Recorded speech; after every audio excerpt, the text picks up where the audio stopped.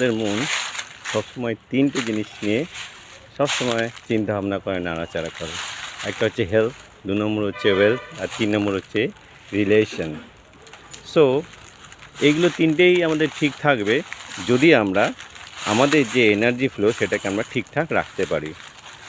Japanese scientist মিচিও খুশি তিনি কি বলছেন যে একটা হেভেনলি এনার্জি সেটা কি হয়, উপর থেকে নিচে আমাদের থ্রু আওয়ার বডি চলে যাচ্ছে আর্থে। আরেকটা এনার্জি নিচ থেকে একদম উপরে চলে যাচ্ছে, সেটা হচ্ছে আর্থ এনার্জি ফ্রম, একটা হচ্ছে হেভেন, একটা হচ্ছে আর্থ।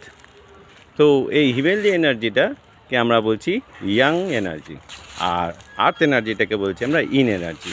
এই হিভেনলি এনার্জিটা আমাদের সিম্প্যাথেটিক নার্ভ থেকে চলাচল করে এবং আর্থ এনার্জিটা আমাদের প্যারাসিম্প্যাথেটিক নার্ভ থেকে চলাচল করে। এই দুটোর ব্যালেন্সই হচ্ছে আমাদের লাইফ।